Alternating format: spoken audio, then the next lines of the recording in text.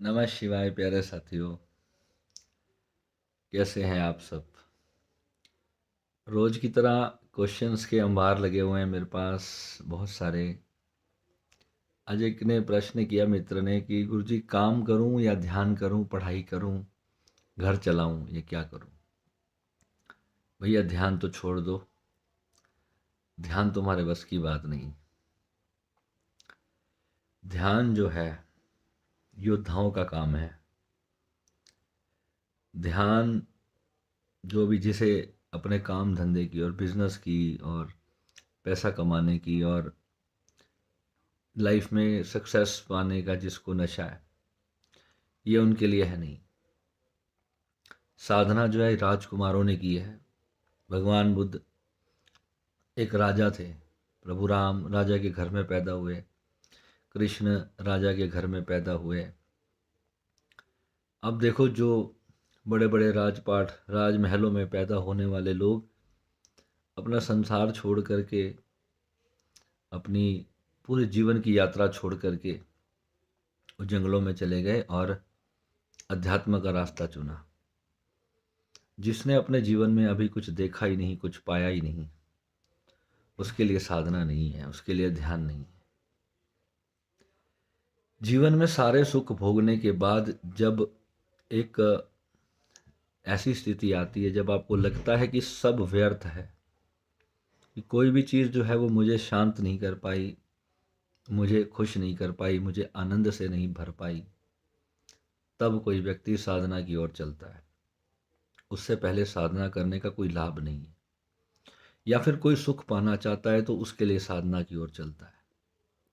सुख से पेट भर तो सुख से पेट भरने के बाद जब सुख भी एक अति पे आ जाता है, जब सुख की भी इंसान बहुत भोग लेता है तो वही सुख दुख बन जाता है। आपको पता है जो वस्तु आपको सहजता से मिल जाती है ना, उसकी वैल्यू आपके मन में नहीं रह जाती। और जो नहीं है, इस संसार ये माया से भरा है। जो तुम्हारे पास नहीं है ना, वो तुम्हें हमेशा वही चीज़ आकर्षित करेगी, वही चीज़ तुम्हें अपनी ओर खींचेगी। और किसी वस्तु से प्रेम करना और किसी वस्तु का लालच करना, इस दोनों में बहुत अंतर होता है। किसी इंसान से प्रेम करना, उसका लालच करना, इसमें भी बहुत अंतर होता है। धन से प्रेम करना और धन का लालच करना, मान प्रतिष्ठा की ज़रूरत को समझना, समाज में रहते हो, बच्चे हो, परिवारदारी हो, बहुत कुछ है। मान प्रतिष्ठा की ज़रूरत होना और उसकी एक लालसा होना, एक ग्रीड होना, दोनों में बहुत बड़ा अंतर होता है। जीवन से कुछ भी चाहिए आपको, कुछ भी, उसकी व्यवहारिकता कितनी है, वो मुझे कितना प्राप्त करना है। तो जिसके पास है ही नहीं, जो अभाव में ही रहा, तो वो साधना की ओर कैसे चलेगा। वो तो अभी अपने वो जीवन में वो सब देखना चाहता है, वो अनुभव करना चाहता है। वो आत्मा की जर्नी है, कई जन्मों से जो चीज़ें उसने प्राप्त नहीं करी। कोई काम वासना में अंधा हो रखा है, कोई धन के पीछे, कोई चाहता है मेरा बहुत बड़ा बंगला हो, कोई कहता है मेरे पास 10 गाड़ियाँ हो, 50 गाड़ियाँ हो, कोई कहता है मैं प्रधानमंत्री बनना चाहता हूँ। तो प्रत्येक मनुष्य की अपनी वासनाएं हैं, अपनी ग्रीड्स हैं, अपनी डिज़ायर्स हैं। उन्हीं के पीछे भाग रहा है, उनके पीछे वो चल रहा है और कहीं वो पहुंचना चाहता है, उस अनुभव को प्राप्त करने जा चाहती है। कौन? वो उसकी आत्मा। और ध्यान जो है कुछ बहुत अलग विषय है। हमारा ध्यान किस चीज़ पर है और ध्यान कर कौन रहा है, ध्यान दे कौन रहा है। मेरा विषय ये है, हमारा विषय ये है। हमारे गुरु ने कहा कि एक तो हम हैं जो ध्यान दे रहे हैं किसी चीज़ पर, और एक वो विषय है जिस पर हम ध्यान करते हैं। चाहे फिर वो कोई धन, मान प्रतिष्ठा, कोई नौकरी, कोई बिजनेस, कोई गाड़ी, कोई बंगला, संसार की कोई भी विषय वस्तु, काम वासना, कुछ भी हो। किस चीज़ पर आपका ध्यान केंद्रित है, कहाँ जा रहा है आपका ध्यान। कोई प्रेम पर है, कोई नफरत पे ही, कोई अपने दुश्मनों को समाप्त करने के लिए ही जीवन जी रहा है। उसने ये कसम खा रखी है कि मैं तो अपने सारे दुश्मनों को परास्त करने के बाद ही शांति से। कोई धर्म की लड़ाई कर रहा है, किसी को धर्म के लिए अपना सिर कटाना है। देखते हो कि आप, हमारे सबके अलग अलग एजेंडाज हैं। कोई कुछ चाह रहा है, कोई कुछ।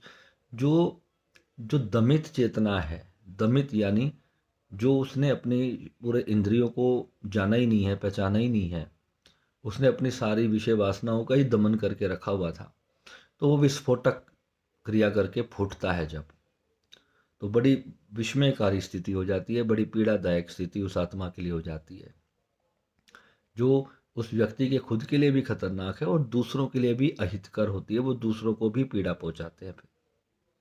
अब जिनकी काम वासना ही शांत नहीं होती, तो वो छोटे छोटे बच्चों का बलात्कार कर देते हैं। आप देखते हो कितनी दयनीय स्थिति हो जाती है। एक ऐसा पुरुष जो कितना कामंद हो जाता है कि उसे 2-3 साल के बच्चे में भी उसे उसमें क्या काम वासना उसकी पूर्ण होती होगी। आप सोचो कि कितनी पीड़ादायक स्थिति होती है। हर व्यक्ति अपनी एक अंधी भेड़ चाल के पीछे भाग रहा है, अपने सुखों के लिए, अपने सुख को पाने के लिए व्यक्ति अंधा हो चुका है।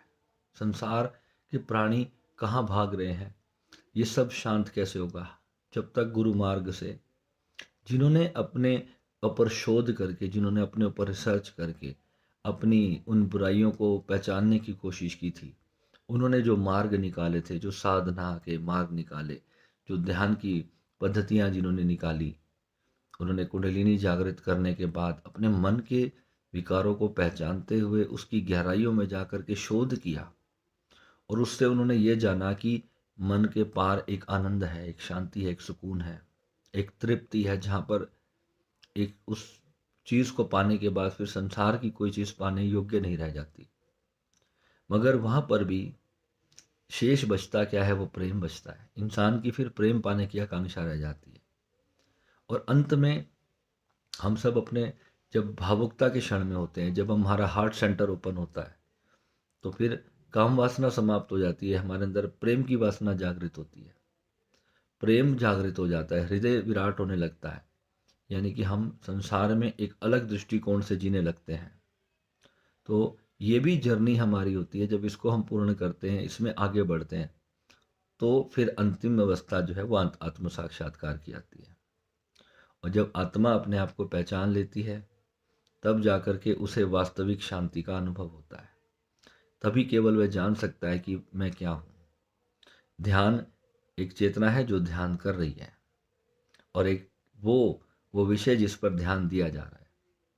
इस सारे प्रपंच को जब तक समझा नहीं जाएगा, अब आपको कि मैं काम करूं या ध्यान में बिजनेस करूं, मैं अपने फैमिली को देखूं या क्या करूं, तो भैया ये योगियों का काम है। तो ये जो ध्यान साधना है दोस्त, तुम्हारे लिए नहीं है, छोड़ दो इसको। जो तुम पाना चाहते हो उसी के पीछे भाग निकलो, और जी लो जो जीना चाहते हो। जो भी वासनाएं हैं, जो इच्छाएं हैं, जो डिज़ायर्स हैं, पहले उनको भर लो, फिर आना मुझे ध्यान सीखना है, मुझे साधना करनी है, मुझे कुंडलिनी जागृत करनी है, मुझे अपने चक्रों को समझना है, अपनी आत्मा को समझना है। पता है, जब किसी की मृत्यु होती है ना, या जब कोई किसी से बहुत प्यार करता है और वो उससे बिछड़ जाता है, उसकी कोई सबसे कीमती चीज़ जब उस इंसान से छिन जाती है, जब प्रकृति उससे वो सब छीन लेती है जिसे वो प्यार करता है, तो उसे परमात्मा की चोट बोलते हैं। उसे जब वो चोट पड़ती है ना, तब वो पहली बार अपने दुख के लिए आवाज़ उठानी शुरू करता है। वो सोचता है कि ये दुख मुझे क्यों प्राप्त हुआ, क्योंकि सुख जब तक मिलता रहेगा आपको परमात्मा की याद ही नहीं आएगी। कमाल की बात तो यह है, सुख जब तक मिलता रहे हमें परमात्मा की याद आती ही नहीं। परमात्मा तभी याद आता है जब हमें दुख मिलता है, और जब उस दुख की यात्रा करने के बाद फिर हम ईश्वर की यात्रा करते हैं, तो फिर जो हमें असली सुख प्राप्त होता है, वो वास्तविकता में वही बोधिसत्व है। वो जब हमें मिल जाता है, तो फिर जीवन का एक रस ही अलग होता है, जीवन के अंदर एक बात ही अलग होती है। तो मैं तो यही चाहता हूँ कि तुम सब वही करो। और जो अभी फंसे हुए हैं संसार में, और उन संसार की चीज़ों का रस है, तो वो भी एक जर्नी का पार्ट है, उसे एंजॉय करने में कोई बुराई नहीं है। मगर एक जागा हुआ व्यक्ति, उसे हाथ में अगर भोग भी दिया जाए तो वो भी सर्वश्रेष्ठ होता है। और एक सोए हुए बेहोश व्यक्ति के हाथ में तुम सारी दुनिया का खजाना भी दे दो, तब भी वो मूर्ख उसे बर्बाद कर देगा। तो एक मृत आत्मा जिसके अंदर ज़मीर नाम की चीज़ नहीं, उसे आप सारे संसार का भोग दे दोगे ना, तब भी वो कभी भी अपने आप को शांत नहीं कर पाएगा, आनंदित नहीं हो पाएगा। वो एक भोग से दूसरे भोग, दूसरे से तीसरे, तीसरे से चौथे, वो कभी भी उस परम सत्ता की जो सबसे बड़ी दया है, प्रेम है, उसे समझ नहीं पाएगा। तो अभी आप सब, हम इंसान जो है, हमारी कैटेगरी सेम है। हम सभी एक ज़ीरो से शुरू होकर के अपने ग्राफ को ऊपर लेके जा रहे हैं। तो जैसे जैसे आप अपनी जर्नी में आगे बढ़ते जाते हो तो आपको समझ आता है कि क्या योग्य था और क्या योग्य है। जो योग्य होगा वो आपके हाथ में श्रेष्ठ रहेगा, और अंत में जो अयोग्य होगा आप उसका परित्याग खुद करने वाले हो। वो समझ कब पैदा होगी? जब आपका एक्सपीरियंस बढ़ेगा। क्योंकि आज एक बच्चा, मेरा भी बेटा है, वो छोटे से खिलौने के लिए जिद करता है, तो अभी बड़ा होगा तो बड़ा खिलौना मांगेगा, और बड़ा होगा तो और बड़ा खिलौना मांगेगा। एक दिन सारे खिलौने व्यर्थ हो जाने वाले हैं। तो तब जाकर के समझ आता है कि सबसे बड़ा खिलौना कौन सा है। सबसे बड़ा खिलौना ही हम है, जिसे जिसे परमात्मा चला रहा है। और वो जो परमात्मा हमारे भीतर से अभी बात कर रहा है, जो आप सुन रहे हो, आप भी परमात्मा ही सुन रहा है और परमात्मा ही बोल रहा है। तो ये जब आपके भीतर से जागृत होता है ना, तब आपके मन में किसी के प्रति नफरत, घृणा, द्वेष नहीं रह जाता।